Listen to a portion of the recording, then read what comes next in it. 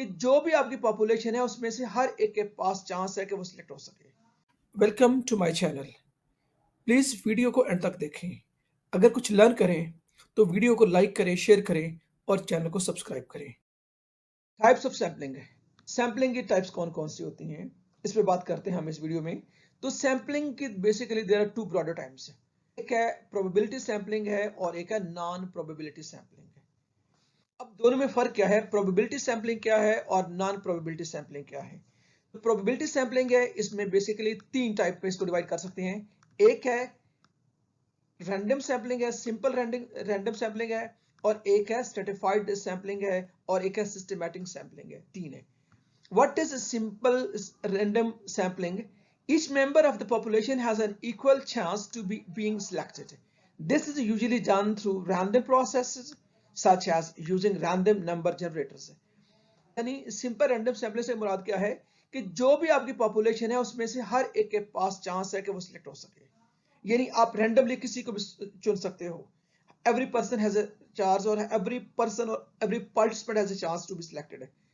जबकि stratified sampling से मुराद क्या है, the population is divided into sub groups and samples are randomly selected from each stratum.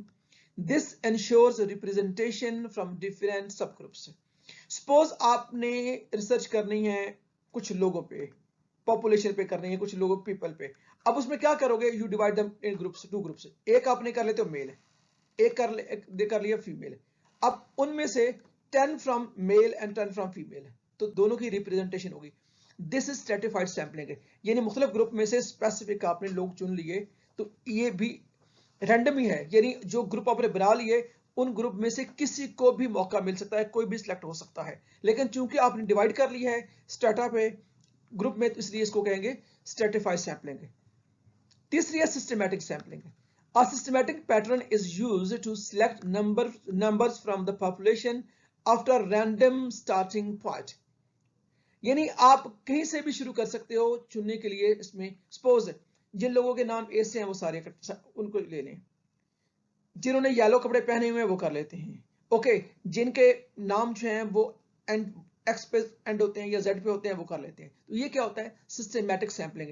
Every third person is selected, every fifth person है, तो उसमें जो इस तरह की सैम्पलिंग होती है इसको कहते हैं सिस्टमैटिक सैम्पलिंग। ये तीनों किस्में हैं प्रोबेबिलिटी सैम्पलिंग की। अब हम बात करते हैं नॉन प्रोबेबिलिटी सैम्पलिंग की। नॉन प्रोबेबिलिटी सैम्पलिंग में भी तीन मोस्टली टाइप्स इस्तेमाल की जाती हैं। पहले क्या है, कन्वीनियंस सैम्पलिंग है। Convenience sampling. Researchers select participants based on their ease of access. This method is convenient but may lack representativeness.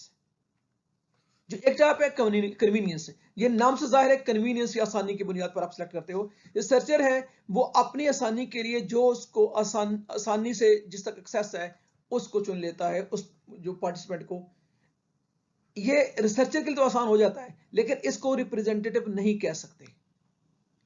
दूसरा है purposive sampling. Participants are selected basis on the specific criteria determined by the researcher's judgement और purpose. This method is useful when particular subgroup is interest. अब ये क्या है, पर्पोसिव क्या है, purpose, जैसे नाम है पर्पस है, यानी पर्पसफुल, सोच समझ के अपने मकसद के हिसाब से, ऑब्जेक्टिव के हिसाब से चुन लिया। सपोज आपने अगर पार्टिसिपेंट पे करनी है, रिसर्च करनी है किसी भी पार्टिसिपेंट पे, तो आपके पास बहुत से लोग आ सकते हैं। आप चाहते हो कि आपने सिर्फ फीमेल को लेना है, तो ये आपका प्रपोजिटिव सैंपल है।